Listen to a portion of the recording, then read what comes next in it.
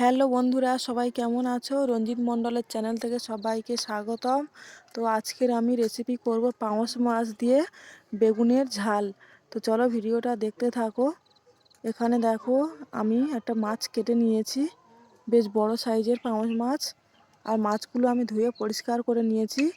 আর সবথেকে বড় কথা হচ্ছে, আমি মাছের যে কোনো মাছের আমি ফুলকা রাখি না, ফুলকার মধ্যে অনেক নোংরা থাকে তার জন্য। আর এদিকে আমি বেগুন কেটে নিয়েছি টুকরো টুকরো করে। আর এখানে আমি দিয়ে দিচ্ছি হলুদ গুঁড়ো, লবণ, পরিমাণ মতো লবণ দিয়ে দেব।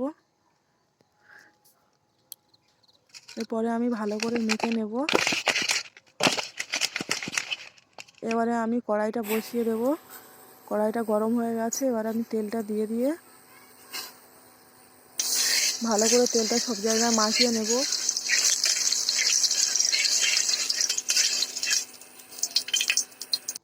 এবারে আমি তার সাথে দিয়ে দেবো মাছ।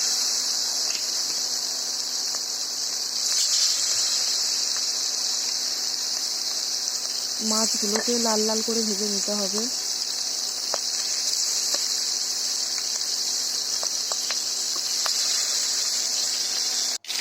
তো এখানে আমি মাছগুলো দিয়ে দিয়েছি। সব মাছ যেহেতু জায়গা ধরবে না তার জন্য। তো কিছুক্ষণ পরে আবার আমি উল্টে দেবো। দুদিকে ভালো করে ভেজে নেব আমি লাল লাল করে। তো এদিকে দেখো, আমার মাছ উল্টানো হয়ে গেছে। এবারে মাছগুলোকে আমি সব তুলে নেব আস্তে আস্তে করে, যাতে না ভেঙে যায় মাছগুলো। এবারে আমি বেগুনগুলো দিয়ে দিচ্ছি, যে বেগুনগুলো আমি কেটে রেখে দিয়েছিলাম সেই বেগুনগুলো আমি দিয়ে দিচ্ছি। কিছুক্ষণ নেড়ে চেড়ে নেবো আমি। বেগুনগুলোকে লাল লাল করে ভেজে নেব। কিছুক্ষণ নেড়ে চেড়ে নেওয়ার পরে আবার আমি তেল দিয়ে দেবো, যেহেতু তেল কম হয়েছে তার জন্য। কিছুক্ষণ নেড়ে চেড়ে নেওয়ার পরে বেগুনগুলোকে আমি তুলে নিয়েছি। এরপরে আমি দিয়ে দেবো পেঁয়াজ। পেঁয়াজগুলো দিয়ে ভালো করে কষে নিতে হবে। একটু দিয়ে দিয়েছি লবণ, যাতে পেঁয়াজগুলো তাড়াতাড়ি লাল লাল হয়ে যায়, লাল লাল ভাজা হয়ে যায়, তার জন্য আমি এখানে পেঁয়াজগুলো দিয়ে লবণ দিয়েছি। দিয়ে পেঁয়াজগুলো ভেজে নেব। এখানে আমি দিয়ে দিয়েছি সাদা তেল। তোমরা চাইলে সরষের তেলও খেতে পারো। এখানে আমি কিছুক্ষণ নেড়ে চেড়ে নেব।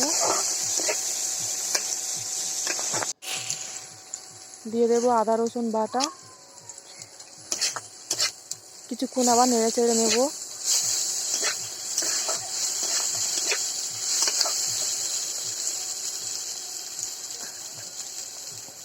দিয়ে দিয়েছি লবণ,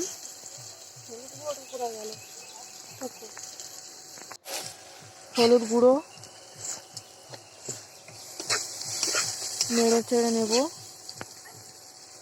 এবার আমি দিয়ে দিয়েছি লঙ্কার গুঁড়ো পরিমাণ মতো।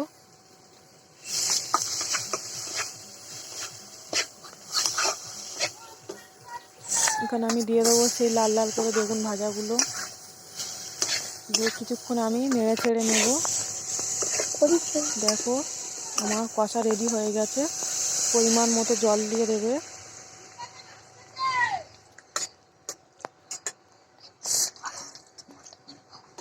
আমি আমার পরিমাণ মতো জল দিয়ে দিয়েছি। কিছুক্ষণ চাপা দেব। আবার কিছুক্ষণ পরে আমি তুলে নিয়েছি। এখানে আমি নেড়ে চেড়ে নেব।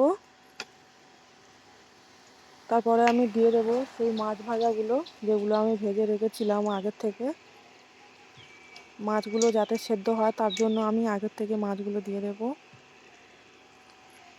মাছগুলো দেওয়া হয়ে গেছে, চাপা দিলাম। আবার কিছুক্ষণ পরে আমি ঢাকনা খুলে দেখব। এবারে আমি দিয়ে দেবো জিরে বাটা। আর তরকারির গ্রোটা কত সুন্দর দেখতে পাচ্ছ, কত সুন্দর কালার। তো যেহেতু আমি জিরেটা দিয়েছিলাম তার জন্য আমি কয়েক সেকেন্ডের জন্য চাপা দিয়েছিলাম, যাতে না জিরের গন্ধটা হয় তার জন্য। তো দেখো বন্ধুরা, আমার রেসিপি রেডি হয়ে গেছে। দেখতেই পাচ্ছ কত সুন্দর কালারটা হয়েছে। তো তোমরা চাইলে বাড়িতে এভাবে ট্রাই করতে পারো। তো এখানেই শেষ করছি।